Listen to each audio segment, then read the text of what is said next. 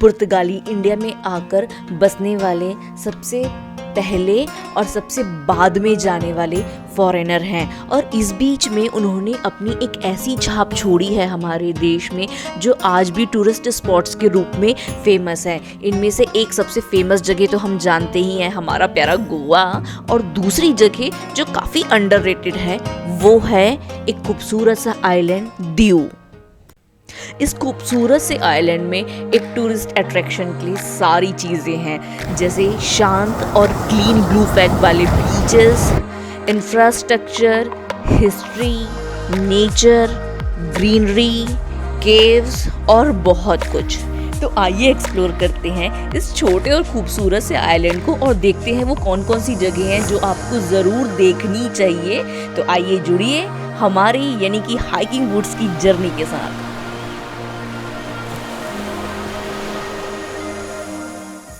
Hey friends, welcome back to our channel and welcome to another Portuguese city। और ये है गोवा नहीं, दीव। ये जगह गोवा इतनी फेमस तो नहीं है, बहुत ही अंडररेटेड है, और क्योंकि ना ये एक आइलैंड है तो चारों ओर समंदर है और उसके बीच में ये दीव की सिटी है। तो इस छोटे से यूनियन टेरिटरी में सब कुछ है। यहाँ आपको नेचर मिलेगा, यहाँ आपको पोर्टुगीज़ की हिस्ट्री मिलेगी, इंफ्रास्ट्रक्चर मिलेगा, और सबसे खास बात यहाँ बिल्कुल भीड़ नहीं रहती। यूजुअली यहाँ गुजरात के ही लोग आते हैं। तो चलिए हमारे साथ देखिए कि इस खूबसूरत से शहर में क्या क्या चीज़ें हैं जो आपको ज़रूर देखनी चाहिए। क्योंकि हम इस सिटी में पहुंचे हैं शाम को, तो हम सबसे पहले यहाँ के टूर की शुरुआत कर रहे हैं सनसेट पॉइंट से। इस सनसेट पॉइंट में आपको आइनस कुर्सरी का एक मॉडल भी देखने को मिलेगा। तो आइए देखते हैं कि यहाँ से सनसेट कितना खूबसूरत लगता है। इस सनसेट पॉइंट में ऊपर आने के लिए इलेक्ट्रिक व्हीकल यूज़ होती है जिसके चार्जेस हैं पर पर्सन 20 रुपीज़। और यहाँ से नज़ारा इतना खूबसूरत था, शाम बिल्कुल ढलने ही वाली थी और अंधेरा होते ही ये बिल्कुल ऐसा दिखने लग गया। और इसी जगह पर INS कुकरी का मॉडल भी है जिसका शहर की दूसरी ओर म्यूज़ियम है। तो यहाँ से हम ढलते हुए सूरज को कैप्चर करने की कोशिश करते रहे, बट हवाएं इतनी तेज़ थी कि कैमरा स्टेबल ही नहीं हो पा रहा था। तो कुछ इस तरीके से हमारे दीव के पहले दिन की शाम रही और अब हम वापस इलेक्ट्रिक व्हीकल से जा रहे हैं सिटी की ओर और देखते हैं वहाँ इस बचे हुए समय में शाम को क्या किया जा सकता है। और इसके बाद हम आ गए लोकल मार्केट को एक्सप्लोर करने के लिए। यूजुअली यहाँ कस्टम प्रोडक्ट काफ़ी मिलते हैं और इसके बाद हमने एक गुज्जू थाली के साथ में इस दिन की जर्नी को एंड किया। Hello, so this is our day 2 in Diu. और डे 2 में आज हम सबसे पहले शुरुआत कर रहे हैं फुदम बर्ड सेंचुरी से। ये सेंचुरी जो है ये ओपन रहती है ऑल सीजन बर्ड्स वॉचिंग के लिए, और इसके अंदर से जाते हैं बोटिंग पॉइंट के लिए, क्योंकि मॉनसून में यहाँ के सारे बोटिंग पॉइंट्स बंद हैं। तो हम चलकर देखते हैं बर्ड्स को, और यहाँ बर्ड्स वॉच करने के लिए एक वॉच टावर दिया गया है। भले ही बोट मॉनसून में बंद रहती है but watch tower any season open रहता है, और इससे ऊपर चढ़ने के बाद द व्यू वॉज एपिक। एक साइड जहाँ डिपॉजिटेड सॉल्ट वाटर था तो वहीं दूसरी ओर नदी और उसके दोनों साइड मैंग्रोव फॉरेस्ट, और इसी के बीचों बीच में ये जो वाइट पोर्शन दिख रहा है यहाँ पर बोटिंग पॉइंट है जहाँ से बोटिंग शुरू होती है, और ये नदी आगे जाकर गुजरात और दमन दीव की बाउंड्री बनाती है। दूसरी ओर अगेन सॉल्टेड बैकवाटर डिपॉजिट है जहाँ आप बर्ड्स देख सकते हैं। बर्ड्स देखने के बाद हम सिटी एक्सप्लोर करने के लिए निकले थे और हमें ऑन द वे मिला डायनासोर पार्क। अगर आप बच्चों के साथ ट्रैवल कर रहे हैं तो ये जगह आप ज़रूर आइए। हालांकि ये जगह उतनी मेंटेन तो नहीं है पर इसके सामने बना हुआ बीच बहुत प्यारा है। आप बच्चों के साथ नहीं भी हैं तो भी यहाँ बैठकर अपना क्वालिटी टाइम स्पेंड कर सकते हैं। आपको जो ये पेड़ दिख रहा है बस यही है हमारा अगला टूरिस्ट अट्रैक्शन, होका ट्रीज। ये पेड़ एशिया कॉन्टिनेंट में नहीं पाए जाते हैं। ये पेड़ बेसिकली बिलोंग करते हैं अफ्रीका को, बट जब पुर्तगाली दीव आए थे तो अपने साथ इसके बीज ले आए थे और इस कारण पूरे दीव में आपको ये पेड़ देखने को मिलेंगे और इसमें ये लगने वाले फल बहुत मीठे होते हैं और 10 से 20 रुपए में आपको मिल जाएंगे। इसके बाद हम गए दीव की मोस्ट फेमस प्लेस नायदा केव्स में, पर वहाँ जाकर हमें पता चला कि केव्स की छत ढह गई है और वहाँ की लोकल गवर्नमेंट उसको बनाने का काम कर रही है, इसलिए परमिशन नहीं थी अंदर जाने की। पर आपको बाहर से केव्स दिख जाएंगी। Yes, it was loss for us, लेकिन जब भी आप आए नायदा केव्स जरूर जाइएगा। सो डे 2 का सेकंड स्टॉपेज है फुदुम चर्च। ये पूरे विलेज का नाम फुदुम है, इसीलिए यहाँ पर फुदुम बर्ड सेंचुरी है, फुदुम चर्च है। और सुना आपने आपको बर्ड के लिए सेंचुरी जाने की ज़रूरत भी नहीं है, आपको चारों तरफ चिड़िया ही चिड़िया दिखेंगी। और अब देखते हैं इस खूबसूरत चर्च को। इस चर्च का आर्किटेक्चर बिल्कुल एंशिएंट पुर्तगाली स्टाइल में है और ये आपकी सोशल मीडिया बोर्ड के लिए एक परफेक्ट प्लेस है। सो इस डे 2 का अगला स्टॉपेज और मेरी बकेट लिस्ट में बहुत लंबे समय से ऐड हुआ स्पॉट है गंगेश्वर महादेव। गंगेश्वर महादेव को पांडवों ने बनवाया था और इसको केवल लो टाइड के टाइम ही विजिट किया जा सकता है, क्योंकि हाई टाइड के समय लहरें शिवलिंग के ऊपर से बहने लगती हैं, तो यहाँ जाना रिस्की माना जाता है। ये जगह बिल्कुल समंदर किनारे है और इतनी पीसफुल है, चारों ओर आपको कबूतर देखने को मिलेंगे। तो कुछ इस तरीके से सीढ़ियों से नीचे उतर के एक छोटी सी गुफा के अंदर पांडवों ने शिवलिंग की स्थापना की थी। ये शिवलिंग पांडवों के शरीरों के आकार के अनुरूप है, जैसे भीम ने जो शिवलिंग बनाया था उसका आकार बड़ा है और बाकियों का उससे छोटा है। और हम बहुत लकी थे कि हम सावन के महीने में यहाँ पहुँचे थे। हम जब पहुँचे तो टाइड काफ़ी लो थी, तो हमने बहुत आसानी से दर्शन किए। और ये है कुछ इस तरीके से शिवलिंग और उसके सामने ये समंदर। आप यहाँ पूजा करने के बाद काफ़ी देर समंदर के किनारे शांति से अपना क्वालिटी टाइम स्पेंड कर सकते हैं। ये बहुत ही पीसफुल जगह है। गंगेश्वर महादेव से निकलकर हम चल पड़े दीव की सबसे हैपनिंग प्लेस पर। तो डे 2 की इवनिंग को खास बनाने के लिए हम आए हैं नगांव बीच, जो यहाँ का सबसे पॉपुलर बीच है। और इसी बीच में वाटर स्पोर्ट्स भी होता है, बट अभी मॉनसून है तो सारे वाटर स्पोर्ट्स बंद हैं।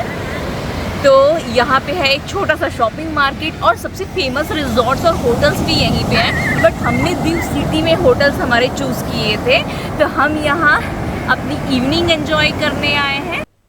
वैसे तो दीव सिटी में आपको कई बीचेस देखने को मिलेंगे, बट ये बीच ना सबसे खास है। इसका रीज़न है यहाँ का हैपनिंग क्राउड और ये खूबसूरत 2 आइलैंड, एक आइकॉनिक दीव का जिसमें दीव लिखा हुआ है और दूसरा उसके बाजू में जहाँ आप सनराइज़ देख सकते हैं और सिर्फ शाम को बैठ कर के चिल कर सकते हैं।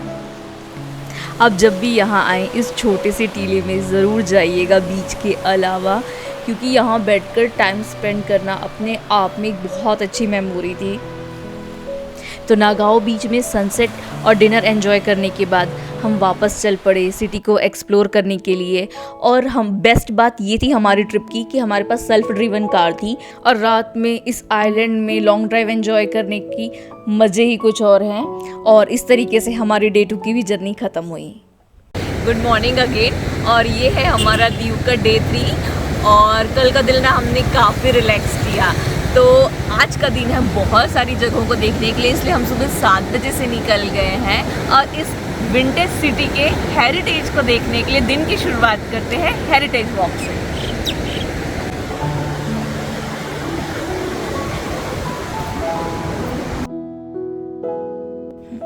इस हेरिटेज वॉल के ऊपर से जालंधर बीच दिखता है और हम अभी तक जालंधर बीच नहीं गए हैं, तो हम यहीं से उस बीच के व्यू को एंजॉय कर रहे हैं, क्योंकि हम काफ़ी बीच एक्सप्लोर कर चुके थे दीव में।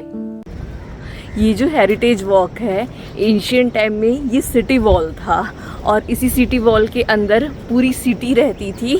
तो आज हम जिस दीव सिटी को जानते हैं वो ओल्ड पोर्टुगीज़ सिटी ही है, जिसकी ये बाउंड्री है जो उसको प्रोटेक्शन देने का काम करती थी। ये सिटी वॉल कुछ किलोमीटर लंबी है और जहाँ ये शुरू होती है जालंधर बीच के पास से, वहीं ये आगे जाकर ख़त्म होती है नाइदा केव्स के और आगे। तो कुछ किलोमीटर चलने के बाद अब हम वापस जा रहे हैं जालंधर बीच की ओर और ना इस सिटी में मॉर्निंग वॉक के लिए इससे अच्छा ऑप्शन कुछ नहीं हो सकता है। सो इस थर्ड डे का अगला स्टॉपेज है दीव फोर्ट, जो यहाँ पोर्टुगीज टाइम से बना हुआ है और यहाँ का सबसे अमेजिंग प्लेस है। इस फोर्ट को समझने के लिए हमने एक गाइड भी हायर किया था, जिसके चार्जेस थे 350 रुपीज़। इस दीव के फोर्ट को अभेद किला कहा गया है। ऐसा बोला गया है कि इस किले को आज तक कोई भी हरा नहीं सका था। और ऐसा क्यों? तो वो इसके स्ट्रक्चर के स्टाइल और इनकी स्ट्रेटेजी के कारण था। आपको इसकी दीव के फोर्ट की डिटेल्ड वीडियो देखनी है तो आप ऊपर दिए हुए लिंक पे या मेरे चैनल पे जा कर के डिटेल वीडियो, जिसमें इसकी हिस्ट्री से लेकर के इसके कल्चरल वैल्यू और रिसेंट पोजीशन तक समझा जा सकता है।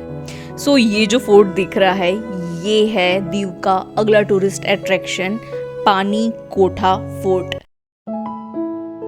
यूजुअली इस फोर्ट में जाने के लिए बोट चलती है और यहीं दीव के फोर्ट से बोट राइड शुरू होती है जो आपको लेकर के जाएगी पानी कोठा फोर्ट तक के।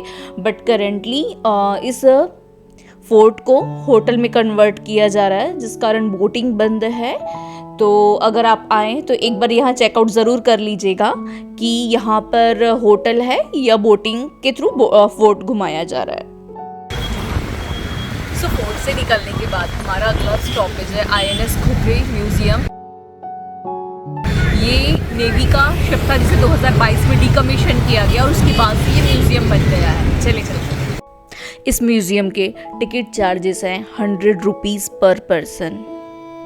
1971 में इंडिया पाकिस्तान वॉर के टाइम पाकिस्तान ने INS कुकरी पर 3 टॉर्पीडोज दागे थे, जिसमें ये शिप डूब गया और इसके 18 ऑफिसर्स और 176 सेलर्स शहीद हुए। क्योंकि ये दुर्घटना दीव के पास हुई थी, इसलिए दीव सिटी में INS कुकरी का मेमोरियल और म्यूजियम बनाया गया है। इस शिप में दिए हुए इंस्ट्रक्शन को पढ़कर आप इस शिप को कम्प्लीटली समझ सकते हैं और एक नेवल लाइफ कैसी होती है, सेलर्स और नेवी ऑफिसर्स कैसे वॉर के लिए प्रिपेयर होते हैं या शिप को कैसे ऑपरेट करते हैं, इसकी कंप्लीट इंफॉर्मेशन आपको इस म्यूजियम में मिल जाएगी। सो वेल इस डे 3 के सेकेंड हाफ में हम आए हैं सेंट पॉल चर्च, जो यहाँ का सबसे फेमस चर्च है। 1601 में बना हुआ है, पोर्टुगीज ने बनवाया था।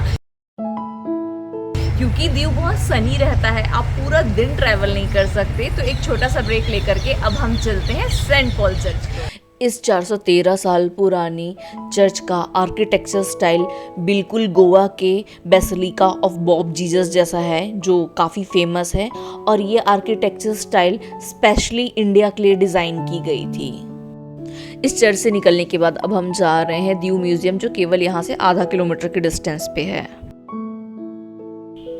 दीव म्यूजियम आने के बाद हमें पता चला कि म्यूजियम अंडर रेनोवेशन है और शायद पूरी सिटी को ही रेनोवेट किया जा रहा है अंडर स्मार्ट सिटी प्रोजेक्ट। तो अगर जब भी आप यहाँ आएँ एक बार चेक कर लीजिएगा ये म्यूजियम ओपन है या नहीं। दीव के इस आखिरी दिन में हम थोड़ी अनएक्सप्लोर्ड चीज़ों को भी एक्सप्लोर कर रहे थे और इसी सीक्वेंस में हम पहुँचे एक यूनिक ट्री को देखने के लिए।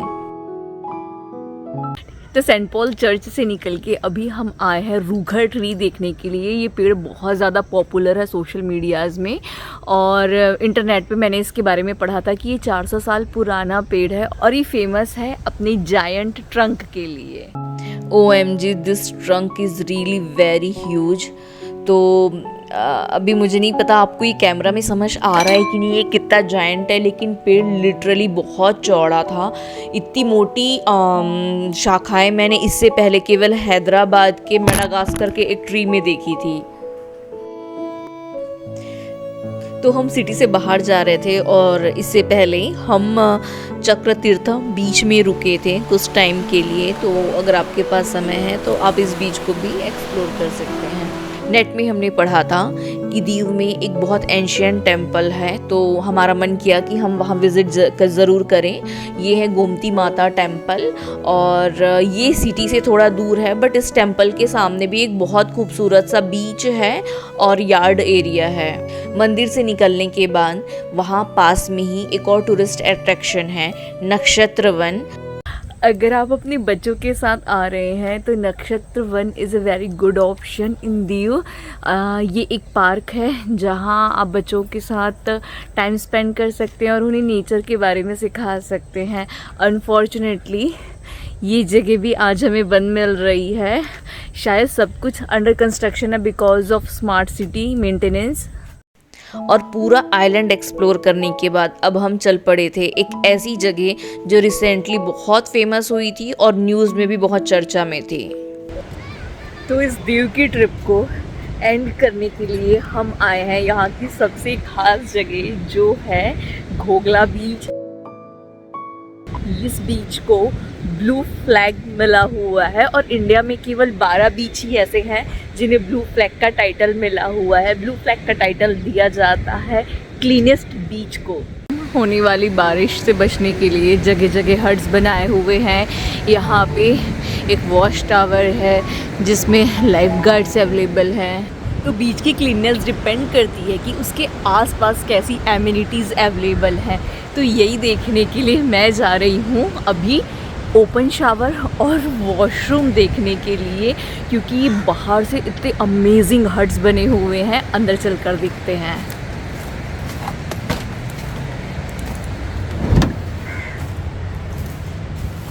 Look around. और ये गवर्नमेंट प्रॉपर्टी है। How clean it is. तो इस ब्लू फ्लैग बीच में कुछ 1-1.5 घंटे स्पेंड करने के बाद अब टाइम था कि ट्रिप को ख़त्म किया जाए। तो इस खूबसूरत से आइलैंड की वीडियो ख़त्म करने से पहले मैं आपको कुछ टिप्स देना चाहूँगी। जैसे अगर आपको होटल के लिए लोकेशन चूज़ करना है तो आप या दीव सिटी जा सकते हैं या नागोआ बीच जा सकते हैं। नागोआ बीच में लग्जरियस रिजॉर्ट्स। तो अगर आप सब क्वालिटी टाइम स्पेंड करने के लिए आना चाहते हैं तो नागोआ बीच के पास अपने रिजॉर्ट या होटल चूज़ करें। और अगर आपको सिटी एंजॉय करनी है, एक्सप्लोर करनी है, तो दीव सिटी में अपनी होटल बुक करें। दीव सिटी के आसपास जो होटल्स हैं वो बजट फ्रेंडली हैं और जो नागोआ बीच के पास रिजॉर्ट्स हैं वो बिट प्राइजी हैं। तो आप अपने पॉकेट साइज़ के हिसाब से भी होटल्स को चूज़ कर सकते हैं। सेकंड, बाकी बीच एरिया की तरह यहाँ पे भी आप दिन में तो ट्रैवल नहीं कर पाएंगे, तो कोशिश करिएगा सुबह निकलें, सुबह घूमें, 11 बजे वापस 11-12 बजे के आसपास वापस होटल चले जाएं और फिर 3-4 बजे के आसपास निकल करके इस सिटी को एक्सप्लोर करें। थर्ड, मॉनसून को अवॉइड करने की कोशिश करिए, क्योंकि वाटर स्पोर्ट्स और बोटिंग जो है बर्ड सेंचुरी की और भी कुछ चीज़ें मॉनसून में बंद रहती है। और क्योंकि यहाँ का टेम्परेचर बहुत ज़्यादा रहता है तो आप कोशिश करिए कि आप विंटर के सीज़न में ही यहाँ आएँ। फोर्थ, अगर आपको इस सिटी को अच्छे से समझना है तो आपके पास 2 से 3 दिन का समय होना चाहिए। फिफ्थ, आपको सिटी को एक्सप्लोर करने के लिए ज़्यादा अच्छी मेमोरीज बन पाएंगी अगर आपके पास कुछ सेल्फ ड्रिवन व्हीकल हो। अगर आपके पास अपनी कार नहीं है तो यहाँ आकर के आप बाइक भी रेंट पे हायर कर सकते हैं और सिटी को एक्सप्लोर कर सकते हैं। तो बस यही था इस खूबसूरत से आइलैंड में 3 दिन हमारे। So thanks for watching this video and don't forget to subscribe our channel. Thank you.